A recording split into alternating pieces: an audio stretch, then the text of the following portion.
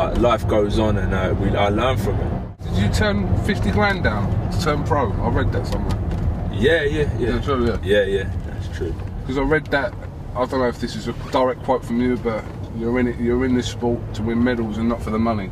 Yeah, because I'm an amateur as well, so people shouldn't be throwing figures at me. They should say, you know what, this kid can let him do his progression. Let him progress. Let him progress. So, like, when they throw money at me, and I'm happy that things have worked out the way they've worked out, because I'm learning so much as time goes on about boxing business, about boxing in the ring, and just boxing people in general.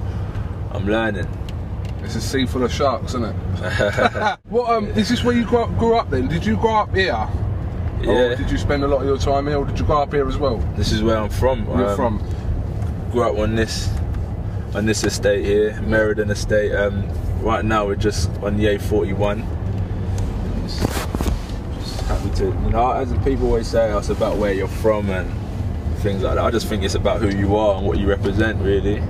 You didn't start boxing until you was about 18, did you? 18, yeah. So what was it? What was the defining factor that made you want to jump, you know, put in a pair of gloves and jump in the ring? There must have come a moment where you thought... It was like, living here, like, when I was in school, I was doing sports, I was lively, I always had energy. You know, I was laughing, I'm always laughing with people, joking with people. And then, kind of towards the end of school, I just got a bit more serious. My jokey side went, I stopped doing sports, and I just, you know, I changed the way, my spirit had changed. Become a bit more gloomy, a bit more moody and stuff like that. So then I was living here now, and then my mum moved to London. This is leading up to why I got these gloves on. I started to go. My mum moved to London, and then I stayed here. I went into a hostel, so I moved out into a hostel down in the Meriden, and then I was living on my own, staying with my auntie. So then, long story short, I moved to my mum for 10 months. And then 10 months, well, I didn't come here, because I wasn't even allowed back here in them 10 months. So I was up there, I said, you know, I want to go gym. I said, when I go back to Watford, I want to be big. You want to go back and with an impact, and people say, like, you know, when you disappear and you come back and people are like, that's where you've been, that's what you've been doing. You've been going in the gym or something. So I went to gym, and my cousin took me to the boxing gym with him once.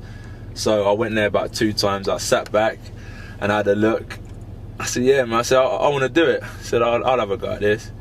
So paid my £3.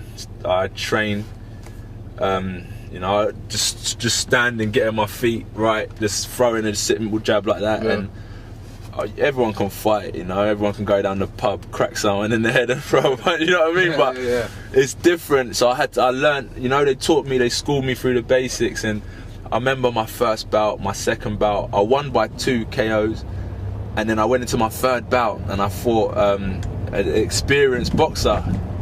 A very experienced boxer, like he was a champion MMA fighter or kickboxer, I'm not too sure what one it was. And then when I had my first 2 fights by stoppage, I thought, yeah, this boxing thing's quite easy. I said, yeah, I can do this. And then I went into my 3rd fight. I lost by 2 points, but this guy, he tested me. He tested me, and I thought, you know what, either I knuckle down and I get on with it, or go right round, go left. Go left, I thought either I knuckle down and I just, you know, and I just do it the right way, or I don't do it properly and I go into boxing matches like this and I get beaten up, and I just knuckled down, and